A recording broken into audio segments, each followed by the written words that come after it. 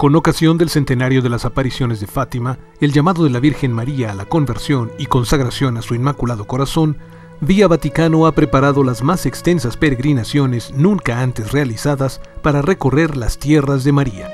Visitaremos más de 50 santuarios medievales y renacentistas edificados a petición suya para la conversión de los paganos, la lucha espiritual por la salvación de los hombres en un mundo cada vez más descristianizado y para la sanación corporal y espiritual. Desde Fátima, Portugal, hasta Nuestra Señora de Kazán en Rusia, pasando por Lourdes, Medjugorje, La Salette, la Medalla Milagrosa, el Rocío, Garabandal, Guadalupe de Cáceres, Czestochowa, Montechiari, Loreto, Siracusa y Covadonga, entre muchos otros, en esta gran peregrinación que puede extenderse hasta Tierra Santa. La Virgen María es iluminación en el camino hacia su Hijo. Seguir a María es llegar a Jesucristo. Será una peregrinación de consagración, oración y estudio, con el legado de los grandes teólogos marianos como San Bernardo, Santo Domingo y San Luis María Griñón en la verdadera devoción a María. Las peregrinaciones serán guiadas por expertos y cuentan con accesos asegurados. Informes al 4980-8641 o al 5207-9511 y en www.viavaticano.com. En mi peregrinación he visto más cosas de las que recuerdo, pero en mi recuerdo hay más cosas de las que he visto. Vía Vaticano. Laboratorios Medix presenta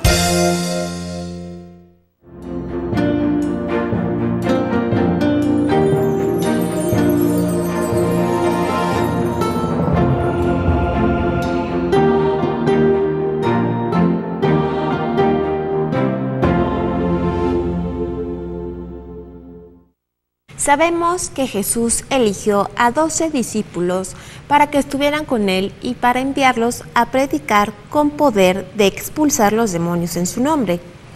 Ellos son los apóstoles, de entre quienes uno quiso imponer su voluntad por encima de la del Señor y para ello lo traicionó y lo entregó. Luego, arrepentido, Judas Iscariote se quitó la vida y el grupo de los 12 quedó incompleto. Los 11 apóstoles restantes se reunieron para elegir de entre los demás discípulos a un hombre justo que completara el número de los 12. El elegido resultó ser San Matías, a quien le presento enseguida. San Matías apóstol nació en Belén, de la tribu de Judá, donde estudió la ley y las escrituras con San Simeón. Con respecto a la vida de este apóstol, que inicialmente formó parte del grupo de los 70 discípulos y que luego fue elegido para volver a completar el número de los 12 apóstoles tras la muerte de Judas Iscariote, hay dos tradiciones. Una es la llamada leyenda áurea, que refiere que primero predicó en Judea y luego en la región cólquida de Etiopía, donde por predicar a Cristo fue perseguido, torturado y crucificado en el año 63. La otra tradición narra que Matías predicó en Macedonia, donde fue obligado a tomar una bebida venenosa a fin de poner a prueba la veracidad de su predicación, y aunque salió incólume, quisieron matarlo, por lo que se hizo invisible por 3 días para luego ir a la ciudad de Amasea, en la costa del Mar Negro, donde durante 3 años acompañó al apóstol San Andrés en su predicación por Edesa y Sebasta. Después volvió a Judea, donde el sumo sacerdote del templo de Jerusalén lo hizo decapitar y donde los primeros cristianos sepultaron su cuerpo. En el año 324, Santa Elena, madre del emperador Constantino, encontró sus reliquias y las llevó a Roma, donde se conservan en la Basílica de Santa María la Mayor.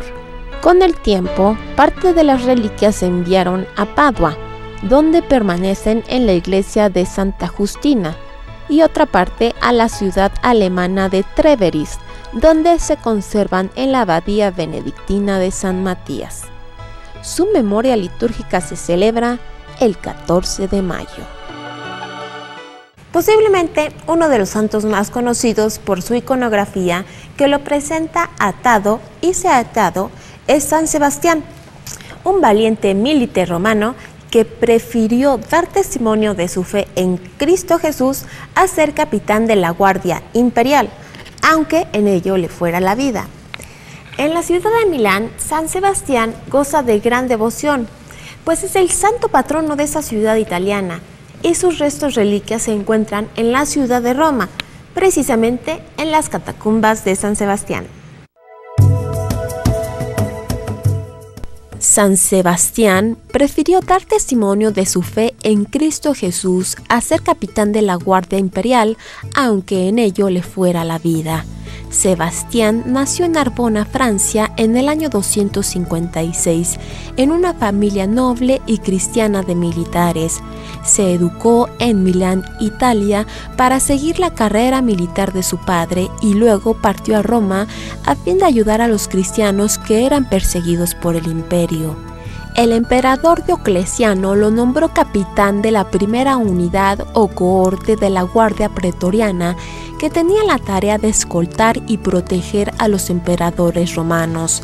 Sebastián gozaba del respeto de toda la cohorte de aquel tiempo, cuando en Roma hubo dos emperadores, Maximiano y Diocleciano, que ignoraban que Sebastián era cristiano y que, aunque cumplía en todo con la disciplina militar, se negaba a participar en rituales a deidades romanas. Supo valerse de su cargo para visitar, auxiliar y animar a los cristianos encarcelados. Se cuenta de una ocasión en la que un mártir que estaba a punto de renegar de su fe a causa de los ruegos de sus familiares fue animado por el capitán Sebastián a mantenerse firme en ofrecer su vida por Cristo.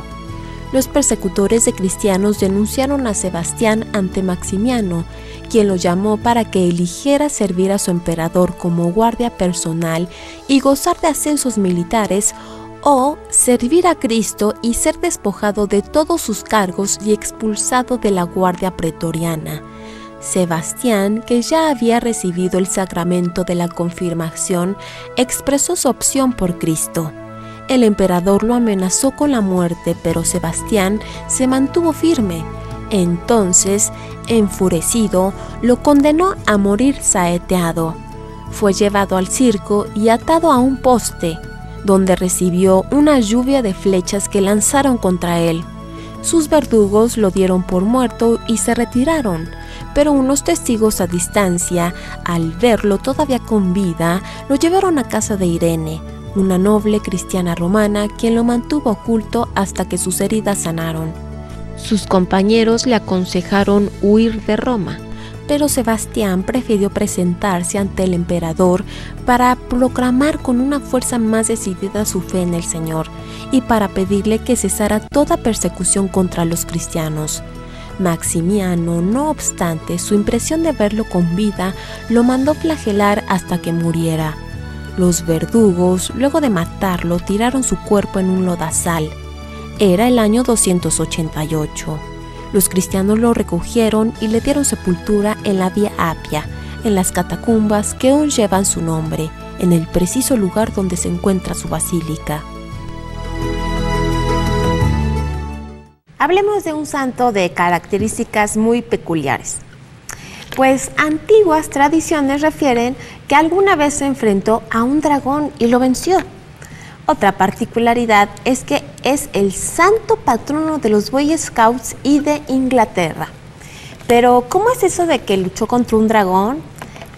Pues esto y más enseguida en esta breve hagiografía de San Jorge.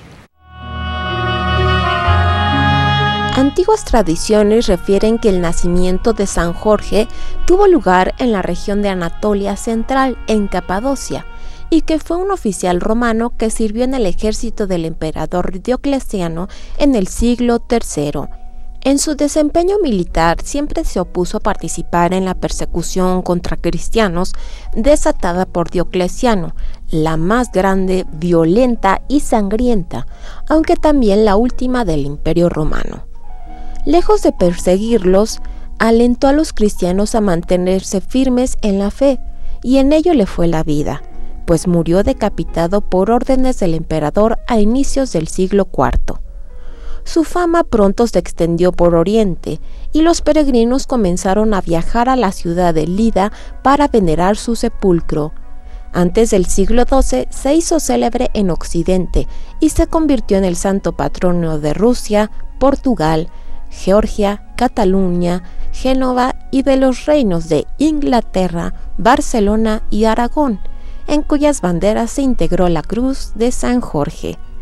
Con respecto a su iconografía, en la que se le presenta en lucha contra un dragón, algunas tradiciones refieren que, en efecto, San Jorge libró a la población de Lidia del acoso de una criatura, posiblemente un caimán, que salía de los pantanos para devorar a los pobladores. Otra tradición sostiene que se trata de una alegoría de la victoria sobre el paganismo. San Jorge es el santo patrono del movimiento Boy Scout y es protector contra ataques y picaduras de insectos y de animales ponzoñosos. Su memoria litúrgica se celebra el día 23 de abril de cada año. El 17 de enero es un día en el que los animalitos se ven muy favorecidos por la fe y por su santo patrono, quien los cuida y protege. Y es que es en esa fecha en la que se celebra la memoria litúrgica de San Antonio Abad. Este santo es considerado como uno de los grandes fundadores de la vida eremítica y su vida está rodeada de muchos datos interesantes. Por ejemplo, que él era egipcio. Vamos a acercarnos a conocer la figura de San Antonio Abad y si alguien tiene enferma a su mascota, no deje de encomendársela a San Antonio Abad.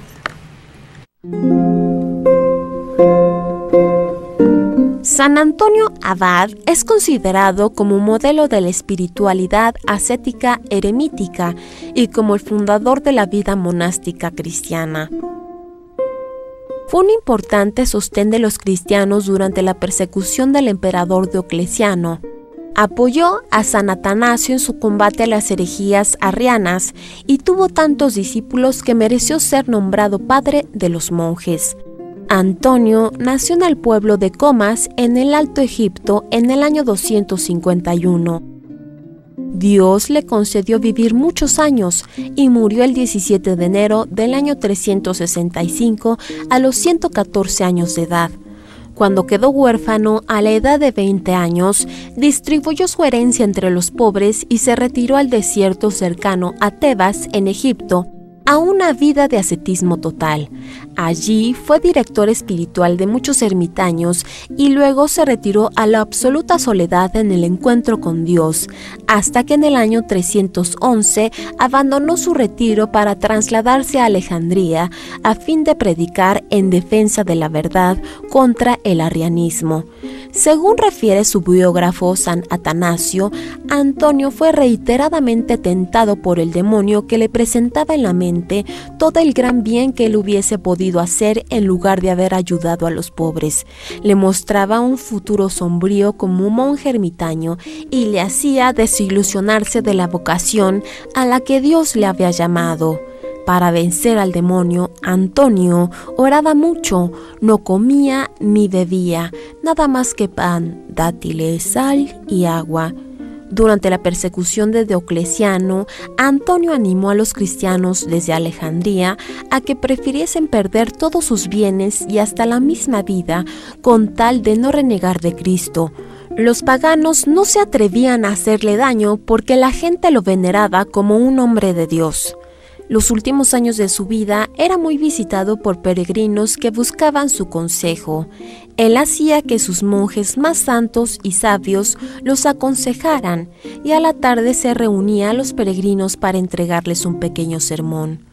Una antigua oración a San Antonio Abad reza así: Dios Padre misericordioso, tú que le concediste a San Antonio Abad la gracia de saber dominarse tan perfectamente a sí mismo y dedicar su vida a la oración, permite que con su ayuda y protección no busque darle gusto a mi egoísmo, sino que dedique mi vida a amarte a ti y a servir a mis prójimos. Por Jesucristo nuestro Señor. Amén.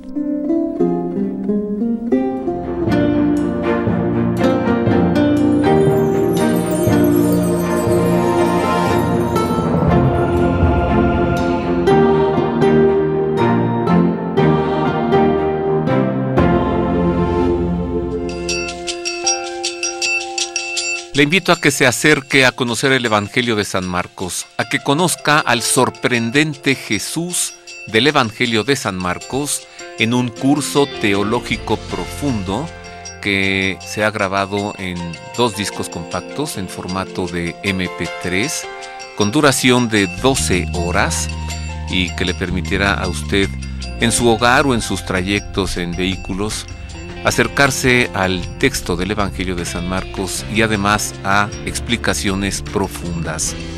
El Hijo del Carpintero, el relato más humano de Jesús de Nazaret, es este curso en formato de MP3 que usted puede encontrar en la Casa de San José. Acérquese, sorpréndase con el sorprendente Jesús del Evangelio de San Marcos.